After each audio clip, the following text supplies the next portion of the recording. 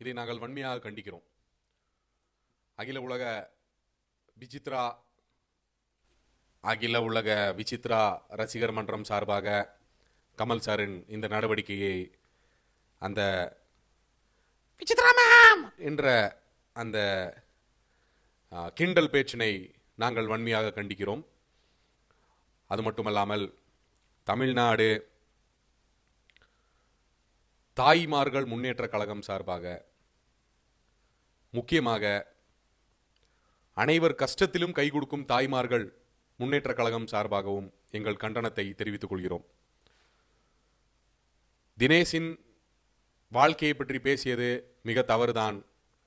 தினேஷின் குடும்பத்தை பற்றி பேசியது மிக தவறுதான்.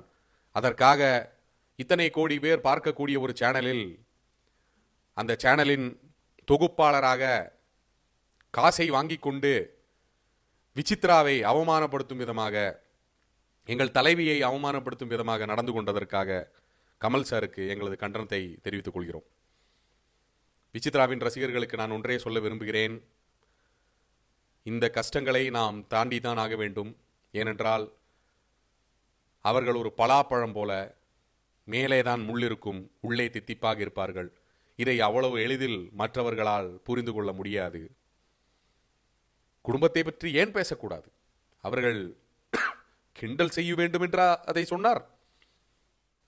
நீ வந்துராத தாயி என்றால், நீ இப்போதைக்கு வந்துராத தாயி, பிக் பாஸ் வீட்டை விட்டு அவர் வெளியே வந்ததுக்கு அப்புறம் வந்துகோ தாயின்னு சொல்ல வந்ததை நீங்கள் தவறாக புரிந்து கொண்டீர்கள்.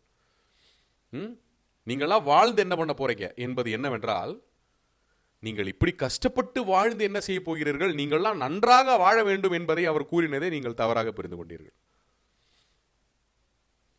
100 நாட்கள் என்னால் குடும்பம் ஓட்ட முடியல என்றால், 100 நாட்கள் குடும்பத்தை ஓட்டிவிட முடியவில்லை என்னால், அப்படியே ஒன்று சேர்ந்து அரவணைத்து இந்த 100 நாட்களை என்னால் இவர்களுடன் சேர்ந்து வாழ முடிந்தது என்பதைத்தான் அவர் சொல்ல வந்தார். அதை நீங்கள் தவறாக புரிந்து கொண்டு விசித்ராவுக்கு எதிராக கமல் சாரும் சேர்ந்து இதை செய்வதை நாங்கள் வன்மையாக கண்டிக்கிறோம்.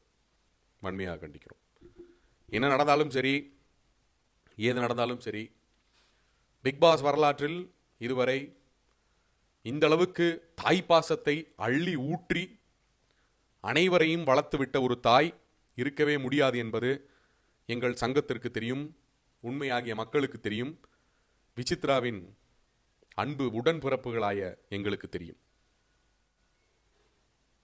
நீங்கள் இனிமேல் இதை முயற்சிக்காதீர்கள். விசித்ரா வாழ்க, விசித்ரா புகழ் வாழ்க.